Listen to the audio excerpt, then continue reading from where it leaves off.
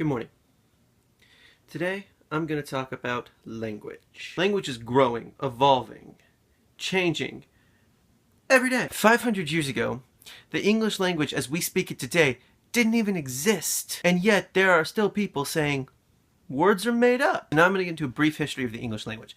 I'm using English because I speak it fluently and I know the most about it. This is probably just as applicable to Spanish or German or French. The modern English language we speak today dates back about 500 years. English, as a language itself, dates back to about the 5th century. However, that language is largely unrecognizable as English as we know it today, and we refer to that as Old English. Then around the 12th century, English evolved into what we now know as Middle English. However, this English is still not that close to modern English, although it's much closer to modern English than Old English. And now we move on to modern English. Early modern English dates back to about 500 years ago. Early modern English is often thought of, however, as Old English because you have the thys and the thous of the King James Bible, and you have Shakespeare, and Shakespeare is very confusing to read for some people. So a lot of people look at Shakespeare and the King James Bible and think, oh, that is archaic language. It's really not. It's modern English. It's the English you and I speak today. It's just slightly different. If 500 years ago, the English is still very different from the English we speak today, but it's still considered modern English, what happened in those 500 years? Well, I'll tell you what happened.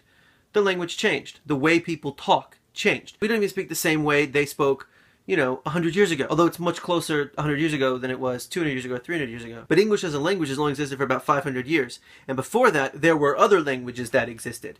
Hebrew, Greek, Latin, all those languages existed before English. Now we get to the crux of my point. If a word a person is using is made up, that doesn't make it not a word, because that person has attached meaning to that word. Regardless of whether or not you think that word should exist, it does because someone attached meaning to it. And that is the most important thing about language.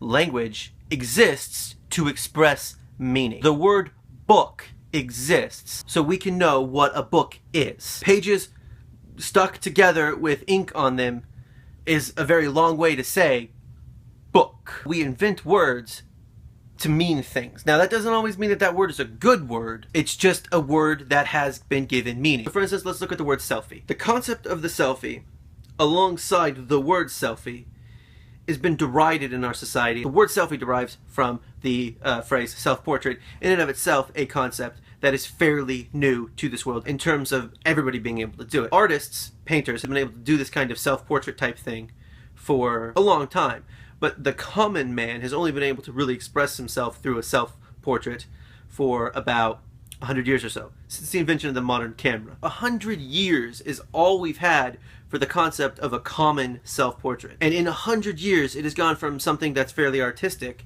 to something that is completely and utterly derided, because apparently there is a plethora of self-portraits out there. It doesn't make it not a word because you don't like it, however, because it does have meaning. So next time you hear someone say, that's not a word, kindly remind them that every word they just said was at one time also not a word. Thanks for watching, and I'll see you on Wednesday.